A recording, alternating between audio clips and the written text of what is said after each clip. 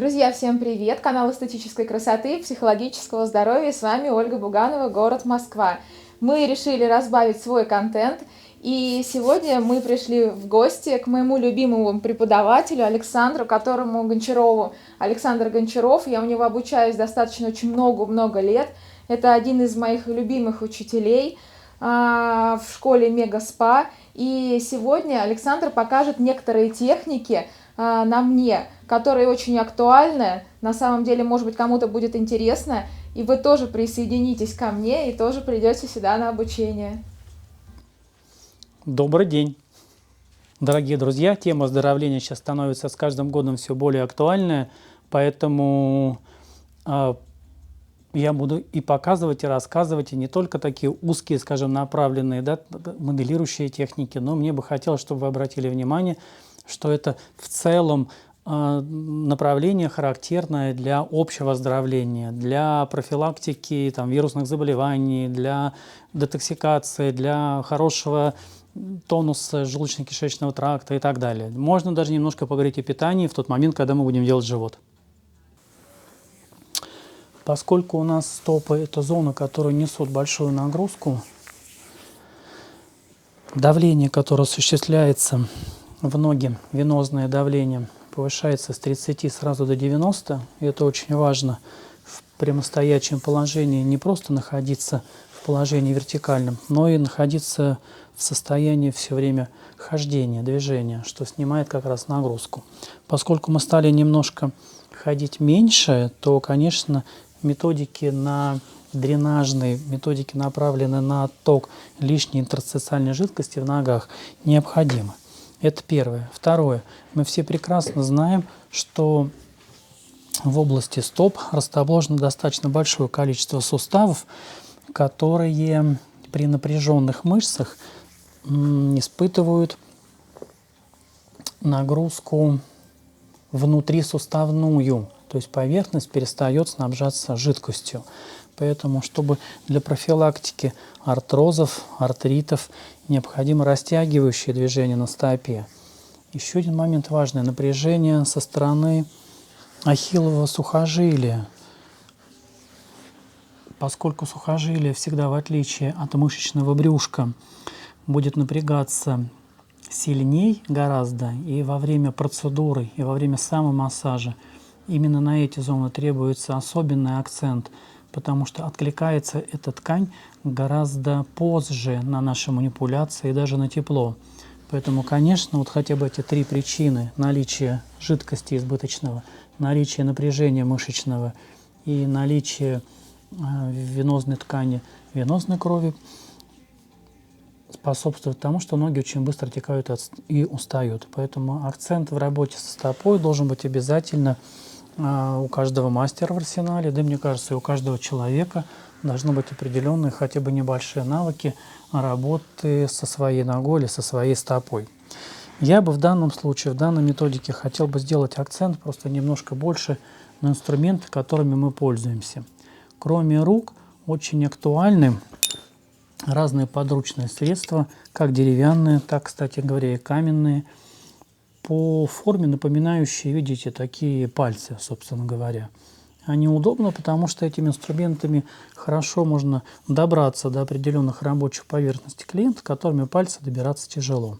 Более того, есть приемы, которые мы пальцами сделать не в состоянии. Например, если мне надо хорошенько надавить в локальную определенную точку, то и эта точка размером миллиметр на миллиметр, то своим пальцем, собственно говоря, мне будет это сделать крайне тяжело.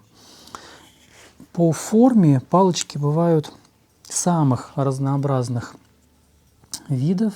Наверное, одни из самых популярных не только в Таиланде, но и в России, такие звезды, скажем так, которые позволяют удерживать палочку в разной форме и, имея разные рабочие поверхности, позволяют проводить разные приемы, что иногда тяжело сделать руками. Палочки круглые позволяют катать, использовать приемы переката, что как раз очень сильно отличается от ручных или пальцевых перекатов нашими кистями. И это позволяет, опять-таки, добиться эффекта великолепного дренажного интерстициального, что крайне тяжело добиться, между прочим, классическими приемами европейскими. Поэтому в данном случае палочка выполняет роль такого роллинга. А я хотела бы вот еще вопрос задать. Да. Когда мы начинаем ходить и встаем, то давление повышается, получается, в 3 раза венозное, да? Да, когда мы просто не ходим, просто мы стоим. Венозное давление в области ног, стоп повышается действительно в 3 раза. Когда ходим, оно снижается практически до нормы, да, до 30 мм ртутного столба. Ну и, разумеется, когда мы делаем манипуляции массажные, выжимающие, или когда мы делаем дренажные движения при таком гравитационном положении ноги, то отток, разумеется, улучшается. Ну и вот необычная палочка, которая такая самодельная, скажем. Иногда говорю о том студентам, что совсем не обязательно уходить в классическую форму палочек. Можно брать разнообразную форму. Главное, чтобы во время манипуляции у нас рука находилась в состоянии контакта. Главное, чтобы палочка была мягкая, круглая и позволяла сделать прием, как бы вот охватывающий не только локальную зону, да, но и большую по площади зону. Поэтому мне как раз очень нравятся инструменты, которые именно необычных форм. Каждая грань этого инструмента позволяет сделать немножко свой прием. Это, кстати говоря, еще и облегчает, снимает нагрузку с пальцев, а переключает больше нагрузку на кисть, что очень важно для мастеров-массажистов, которые работают долгое время и имеют клиентов на протяжении всего дня. Так что я, когда работаю и когда преподаю, использую всегда в арсенале рядом с собой на рабочем столе примерно где-то вот от 4, иногда до 10 разных форм по длине, толщине и таким функциональным способностям палочкам. То, что касается самого массажа, то, что касается методик, это интересная тактика в работе и самомассажа. Я всегда делаю акцент на некоторые точки, которые при этом являются не только терапевтическими, но и диагностическими. У нас очень интересная зона расположена с внутренней стороны пятки.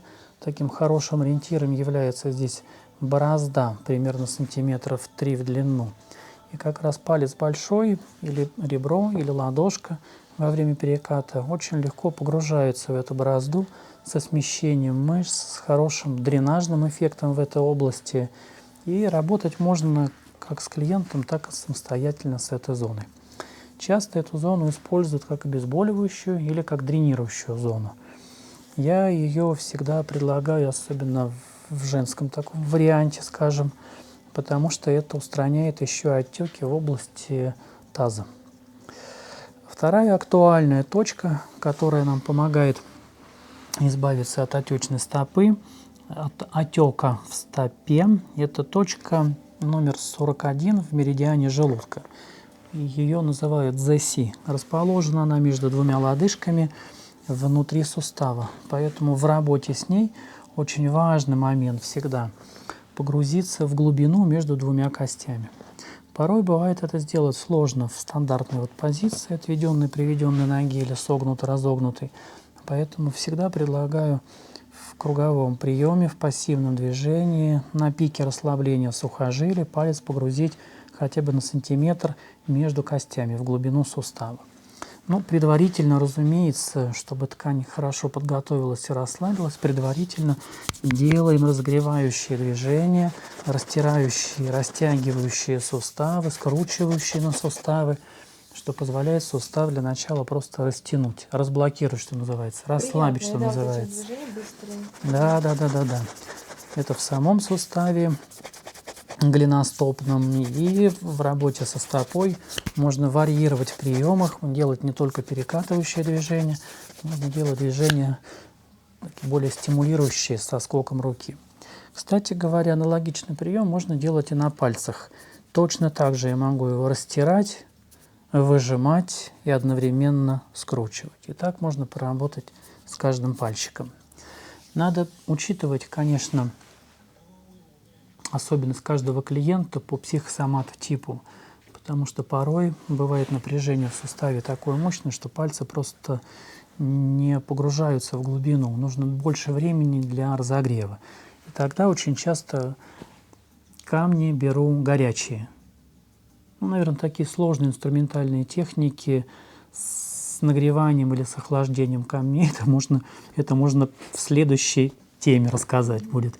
Потому что инструмент — это совершенно другой пласт в работе. Инструменты, кстати, всегда позволяют добиться того, что руками сделать никогда нельзя. Да? Согреть или охладить, например, так, зону для хорошего оттока, охлаждая камень примерно до минус 10 градусов, руками невозможно.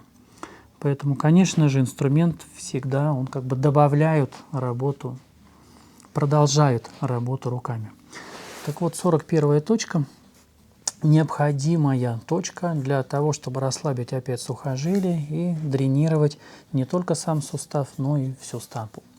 И, наконец, точка Юнцюань, расположенная посерединной линии, сразу после возвышенности пальцев в глубине, она прекрасно расслабляет сухожилие, прекрасно при этом при сильной работе укрепляет свод и, как правило, необходимо при плоскостопии. Одно из самых таких стандартных показаний для работы в этой точке.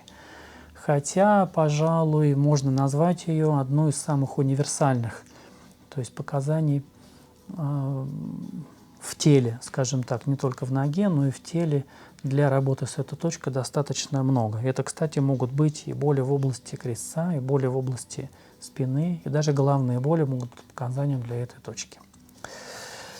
Так что вот если коротенько, совсем коротенько рассказать и показать, что можно сделать со стопой, какие инструменты можно использовать, какие растирающие, такие более европейские приемы или более азиатские приемы, когда мы можем сделать очень быстрое движение со скоком, то есть разогрев одновременно, сразу стимуляция во время броска. Это такой получается синтез европейско-азиатских техник. Вот сегодня наш краткий обзор по новым техникам. Подписывайтесь на нас, ставьте нам лайки, приходите на обучение ко мне и к моему любимому преподавателю Александру Гончарову в школу Мега Спа. В следующих видео вы увидите тоже несколько различных техник, висцеральную технику, гемолимфодренажную технику, о которых тоже расскажет Александр. До встречи!